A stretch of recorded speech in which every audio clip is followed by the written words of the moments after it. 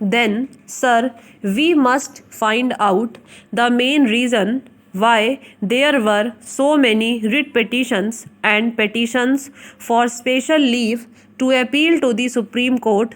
That was so because in most of these cases we had made the decision of that tribunal final.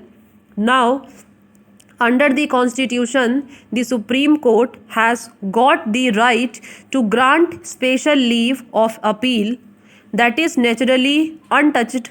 Similarly, the High Courts have got the right of the power to issue writs.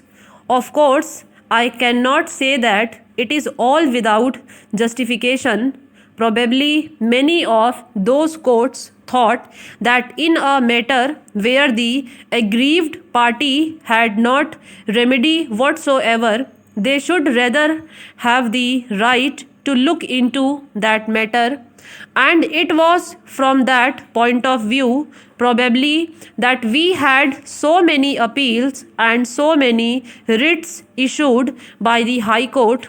Now, we are going to provide in this measure for a direct appeal to the High Court itself. As the lawyer members probably know, when there is a remedy by way of appeal, no High Court ordinarily issues any writ, and the Supreme Court is not expected to grant any special leave of appeal. It has therefore been found desirable to provide straightway for an appeal to the High Court by an aggrieved party. This will also, I think, remove much of the delay which is ordinarily caused by these matters.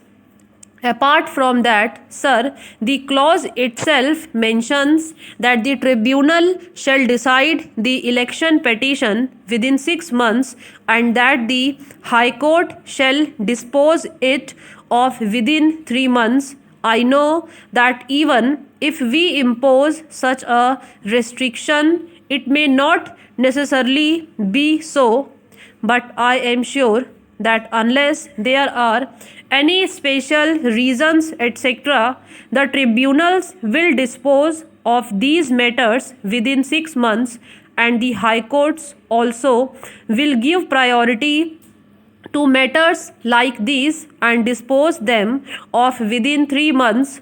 So, the honorable members will find that the present provision that has been made in this bill is much more satisfactory than the previous one.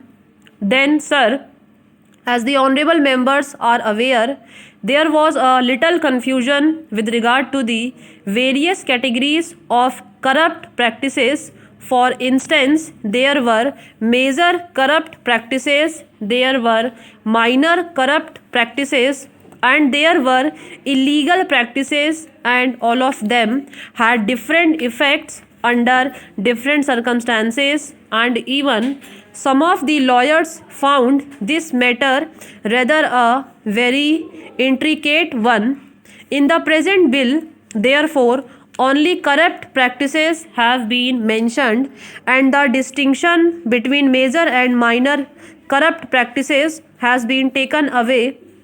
Of course, so far as offences are concerned, there is that category of electoral offences, and that has been done not with a view to changing any particular effect with respect to the matters which are undesirable, but that has been done with a view of making the whole thing for more simple and easily understandable.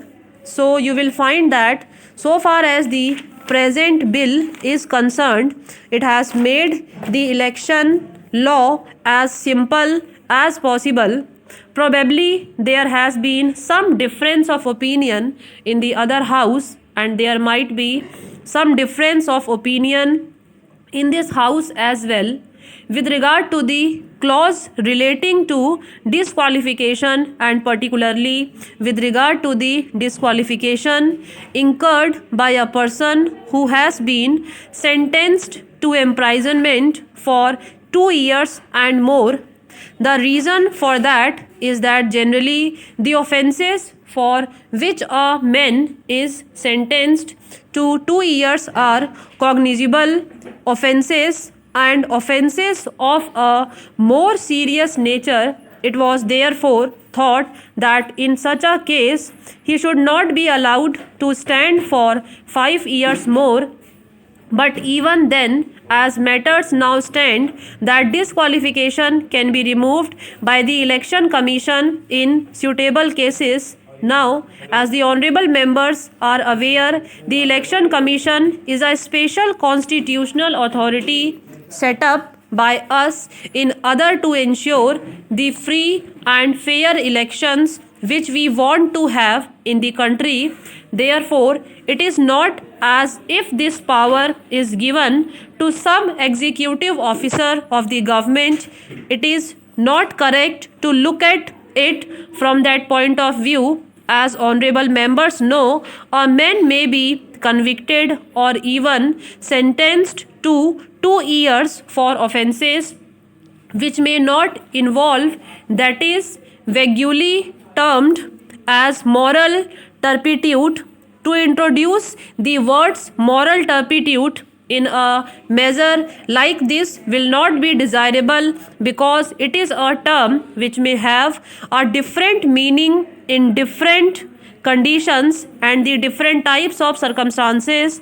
This moral turpitude is a thing which cannot be defined. Therefore, the other house thought that the best way and the best remedy out of this was to leave the power to the Election Commission itself, and I believe there has been no complaint till now in any proper case that the Election Commission has ever hesitated to remove disqualification.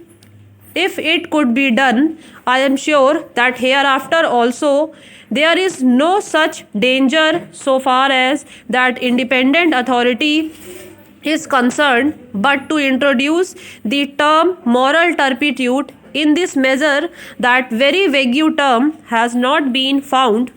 There are one or two other matters which were raised by previous speakers and which may be raised here also, and I will briefly refer to them. Some thought that we might make voting compulsory. It is a very difficult thing to do in a democracy like ours, which has just started functioning. We have adult franchisee and 35 crores of people are involved. This is an impossible thing. You may compulsorily take a voter to the polling booth, but I don't know how you can compulsorily make him vote. Of course, there are one or two countries like Australia and Belgium where I am told this thing is being done, but with these exceptions all over the world, no country has thought it proper to do this on such a large scale.